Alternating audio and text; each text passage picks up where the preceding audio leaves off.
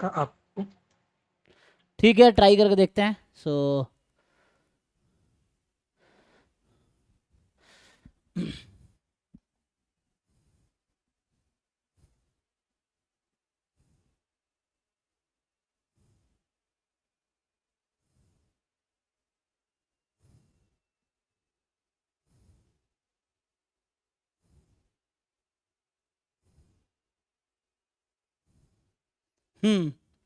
ये क्या कह रहा है कि AB throw alternatively with a pair of balanced die.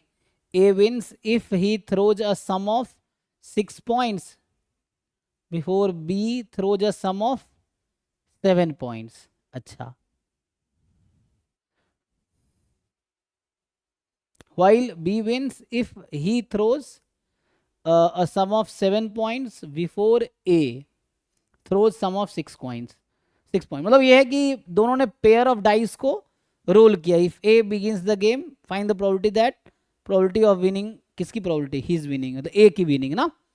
तो ये वैसे ही क्वेश्चन है ना जैसे हम लोग क्वाइन टॉस कर रहे हैं कि जिसका पहले हेड आया वो जीत गया। इस तरह क्वेश्चन में ट्राई किया, जैम में एक आया भी है शायद ना, ऐसा क्वेश्चन किया था। देखिए कि A and B throws alternatively with a pair of balance die. ठीक है, ए विंस इफ अगर उसको पहले सम 6 आ गया ए को तो वो जीत जाएगा। Before B throws a sum of 7 points. ठीक है, वाइल बी तब जीतेगा जब बी को 7 पॉइंट पहले आ गया, जब ए को 6, मतलब ए को समहाउ सम 6 लाना है जीतने के लिए, बिफोर, उससे पहले कि बी को 7 आ जाए, और बी को 7 लाना है जीतने के लिए बिफोर ए को 6 आ जाए। यही क्वेश्चन है। तो पोस्ट क्वेश्चन है क्या प्रोबेबिलिटी है ए जीतेगा। So probability A wins. अब ए ने स्टार्ट किया है तो अब खुद से फेवरेबल आउटकम ढूंढिए कि ए का जो है फेवरेबल आउटकम क्या क्या है। जैसे ए तब जीत सकता है कि जब वो पहली बार टॉस किया और सम उसको क्या आ गया। बताइए ए कब जीतेगा? सम कितना चाहिए? किसका डाउट है ये? पवन बताइए, ए कब जीत रहा है? क्वेश्चन पढ़ा है आपने कि नहीं? अभी तो मैंने 2 बार पढ़ दिया क्वेश्चन।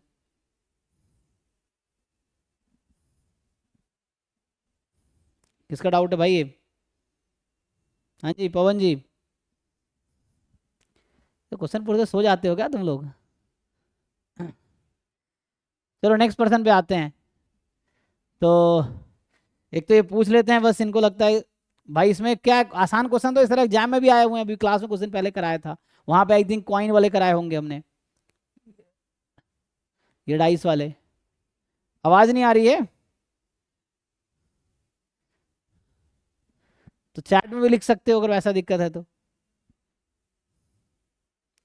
वैसे क्वेश्चन ढंग से पढ़ लो। कई बार क्या होता है बच्चा पढ़ता नहीं है। डाउट क्लास का, मैं फिर से बोल रहा हूँ, बहुत सारे लोग ऐसे हैं जिसको बस एडवांटेज लेना डाउट क्लास का कि चलो सर करा रहे हैं पूछ लेते, उससे तुम्हारा कुछ नहीं होना भाई। फिर से कह रहा हूँ, जेन्युइन डाउट्स पूछो। जेन्युइन मतलब आपने ट्राई किया, आपसे नहीं हुआ तो पूछो। वो बच्चे जो चेक करना चाहते हैं सर को आता नहीं आता, मैं फिर से बता रहा हूँ मुझे कुछ नहीं आता, अगर ऐसे चेक करता हूँ तो मैं जितना हेल्प कर पाऊंगा करूंगा। इसलिए जेन्युइन डाउट पूछो तभी लाइफ में कुछ करोगे। अगर तुम ऐसे टाइम पास मेरा करोगे या अपना करोगे तो उससे तुम्हारा लॉस है ना।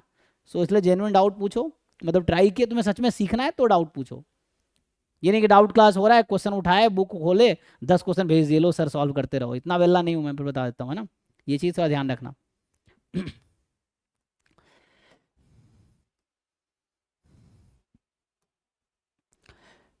तो इसमें क्या है, मान लो पहले ए को 6 आ गया, अब ए का सम 6 आने की क्या प्रोबेबिलिटी है? अब इसमें तुम बताओगे तभी तो। तुमने अगर ट्राई किया होगा तुम्हें पता होगा कि सम, ये टोटल 6 आउटकम है, इसमें सम पॉसिबल क्या क्या है, 2 से लेके 12 तक हो सकता है।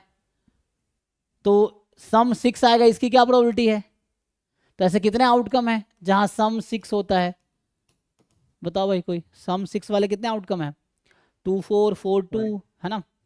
कितने हैं? 5। 5। तो 5 आउट ऑफ 36।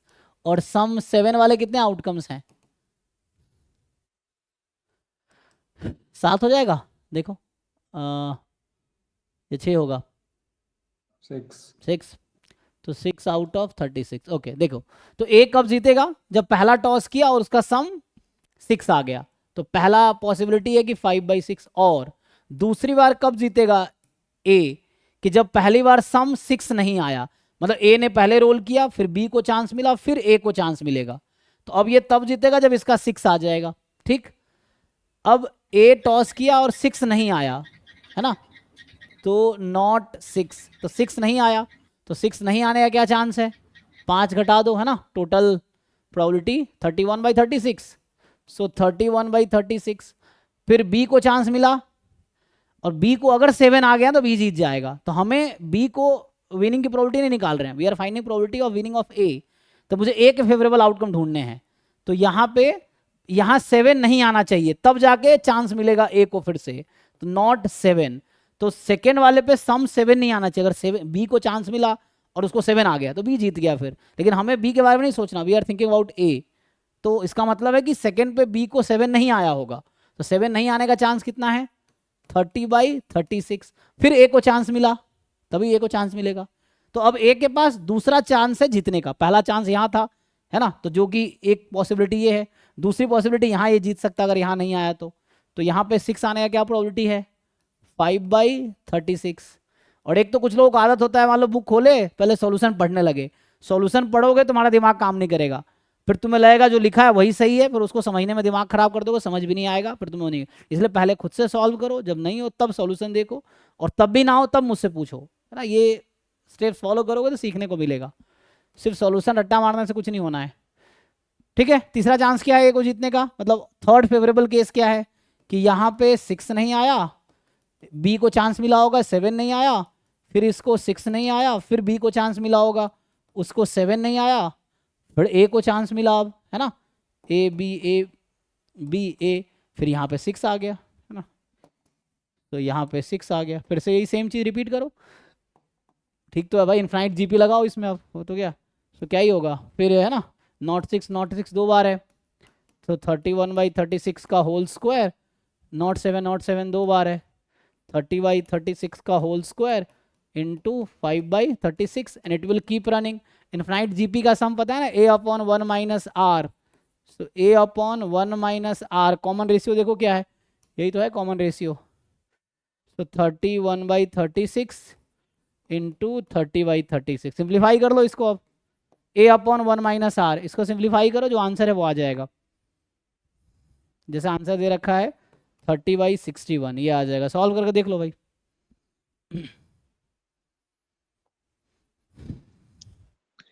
सर सीएमआई वाले ग्रुप में क्वेश्चन भेजा है। तो